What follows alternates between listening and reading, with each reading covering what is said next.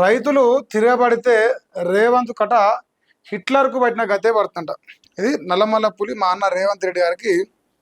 ఒకవేళ రైతులు తిరగబడితే ఆయన, ఎందుకంటే హిట్లర్ నాకు ఆదర్శం అని చెప్పింది. సో అందుకే హిట్లర్కు పట్టిన గతే నీకు కూడా పడుతుంది, తరిమి తరిమి ప్రజలు కొట్టే కాడికి వస్తుంది, రైతాంగం కొట్టే కాడికి వస్తుంది అని చెప్పేసి ఆయన మాట్లాడే ప్రయత్నం చేసింది. ఇక ఎన్డీఎస్ఏది అంట శిఖండి నివేదిక అంటుండు. దాన్ని అడ్డం పెట్టుకొని సీఎం డ్రామాలు చేస్తున్నట్టు. ఈ విషయంలో బీజేపీ కాంగ్రెస్ కుమ్మకైనాయని చెప్తుంది. ఎన్డీఎస్ఏ కాదు, దాని పేరు ఎన్డీఏ సర్కారు నివేదిక అని చెప్పేసి అంటుండు. ఇకనైనా రైతుల కోసం పంపులు ఆన్ చేయాలని చెప్పేసి అంటుండు. గోదావరి బేసిన్లోని ప్రాజెక్టులను నింపాలి, నేతలతో కలిసి ఎల్ఎండి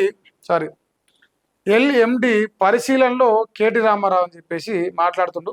సో ఆయన రేవంత్ రెడ్డి గారు అయితే ఎన్డీఎస్ఏ రిపోర్టు ఆధారంగా మేము ఇవాళ దాంట్లో నీళ్లు లిఫ్ట్ పెట్టి ఆన్ చేసే ప్రయత్నం చేస్తలేం, మోటార్లు ఆన్ చేస్తలేం అని చెప్పేసి చెప్పడం జరుగుతుంది.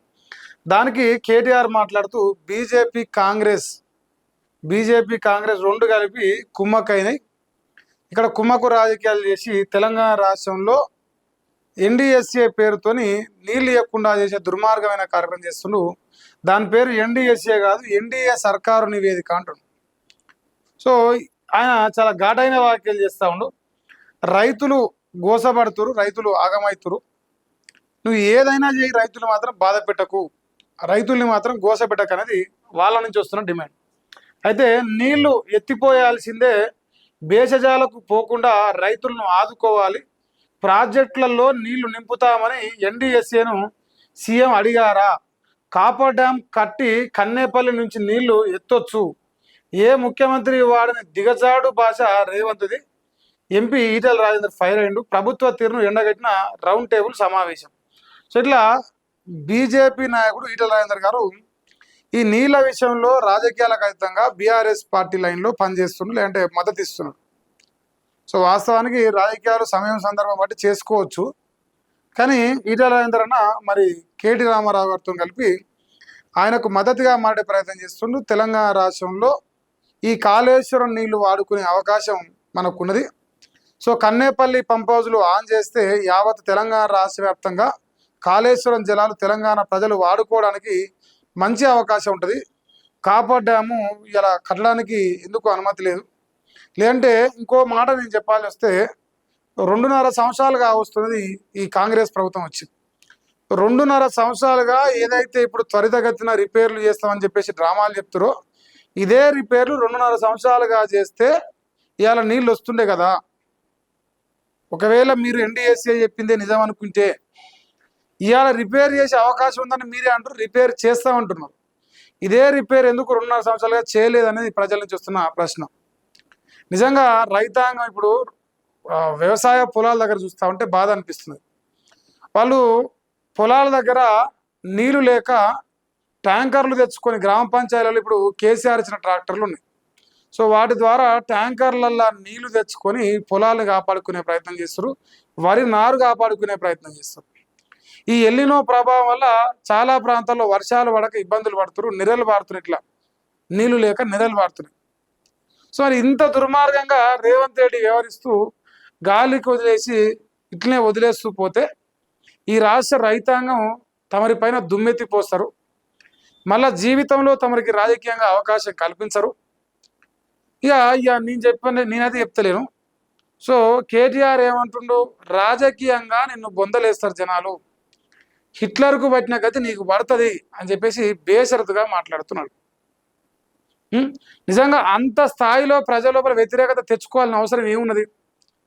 సరే, చంద్రబాబు మీద ప్రేమ ఉంటే ఇంకో అంశంలో చేసుకో, ప్రాజెక్టులు చేసుకో, నిధులు ఇచ్చుకో, ఏదైనా చేసుకో, కానీ రాష్ట్ర రైతాంగం 4 మెతుకులు పండిస్తే మన నోటికాడికి 4 ముద్దు వస్తాయి. దాని విషయంలో ఈ దుర్మార్గమైన రాజకీయాలు బంద్ చేయాలని చెప్పేసి కోరుకుంటున్నాం. సో ఇదే వార్తను ఇక మరి ఈయన కూడా రాసినట్టుంది. ఇదే ఇంకో రైతుల పంటలు ఎండబెట్టొద్దు అంటున్నాడు. కాళేశ్వరం ఎత్తిపోతలపై ద్వేషం వద్దంటున్నాడు. బీజేపీ అక్రమ ఎన్డీఎస్ఏ నివేదిక ఒక సాకు చూపొద్దంటున్నాడు. కన్నేపల్లి ద్వారా నీటిని వెంటనే లిఫ్ట్ చేయండి అని చెప్పేసి చెప్పడం జరుగుతున్నది. ఇక ఇంజనీరు శ్యామ్ ప్రసాద్ రెడ్డిపై కక్ష సాధింపు దారుణం అంటున్నారు. ఇక కాంగ్రెస్ రాగానే రిజర్వాయర్లు నిండిపోతున్నాయంట, నీరు ఇవ్వకుంటే కేసీఆర్ ఆదేశాలతో రాష్ట్ర వ్యాప్తంగా ఉద్యమం చేస్తాం. BRS working president Kalvakuntla Taraka Ramarao. So ఇప్పుడు వాళ్ళు ఏం చేస్తారు, రాజకీయంగా ప్రజల లోపల కాంగ్రెస్కు చాలా చాలా చాలా గట్టి ఎదురు దెబ్బ కొట్టే ప్రయత్నం చేస్తారు. ఇక్కడ నిమ్మన్నటి దాకా హామీల పైన కొట్లాడు. ఇప్పుడు హామీలు వదిలేసి ఓన్లీ మన తెలంగాణ ఉద్యమం జరిగిందే నీళ్లు, నిధులు, నియామకాలు ఆంధ్ర వాళ్ళు తోసుకొని పోతురు అని చెప్పేసి ఉద్యమం చేసినాం. ఇవాళ బీఆర్ఎస్ భారత రాష్ట్ర సమితిగా రూపాంతరం చెంది తెలంగాణ అస్తిత్వాన్ని కోల్పోయిందని ఒక అపవాదు మూట కట్టుకున్నది. ఇట్లాంటి సందర్భంలో ఇవాళ కేటీఆర్ కావచ్చు, హరీష్ రావు కావచ్చు, మళ్ళా ప్రజల లోపల ఈ తెలంగాణ అనే అంశాన్ని బలంగా తీసుకొచ్చే ప్రయత్నం చేస్తున్నారు. దానికి తోడు రేవంత్ రెడ్డి కూడా చంద్రబాబు బానిసగా ప్రవర్తించడం వల్ల ఇంకింత వీళ్ళకు రాజకీయంగా లబ్ధి జరుగుతున్నది. ఓపెన్ సీక్రెట్ అది. ఈ అవకాశం ఎవడిస్తుండంటే రేవంత్ రెడ్డి ఇస్తుండు. ఓపెన్గా అవకాశం ఇస్తే వాళ్ళు వాడుకుంటారు, మంచిగా రైతాంగం తమ వైపు తిప్పుకునే ప్రయత్నం చేస్తారు. అంతో ఇంతో రైతులకు బీఆర్ఎస్ పార్టీ రైతు బంధు ఇచ్చో వాళ్ళకు సరైన సమయానికి సరైన సవలతులు కల్పించి మరి వాళ్ళ దగ్గర ఇలా మంచి పేరు తెచ్చుకున్నారు గతంలో. ఆ గతంలో వచ్చిన మంచి పేరును ఇప్పుడు ప్రభుత్వం చేస్తున్న దుర్మార్గాలు రెండు బేరీజు వేసుకుంటే ప్రజలు బీఆర్ఎస్ వైపు మళ్ళీపోతున్నారు, మేజర్గా రైతాంగం మళ్ళుతున్నారు. సో ఈ అవకాశం ఇస్తున్నది మాత్రం రేవంత్ రెడ్డి. మరి వాళ్ళైతే చెప్తురా, రేవంత్ రెడ్డి కంట హిట్లర్, మీ అందరికీ జర్మనీలో హిట్లర్ ఉండేవాడు. వాడు ఇంత కిరాతకుడు, రేవంత్ రెడ్డి అంత కిరాతకులకి ఆయన సర్టిఫికేట్ ఇచ్చుకుంటాడు. నాకు హిట్లరు స్ఫూర్తి అని చెప్పేసి చెప్పింది.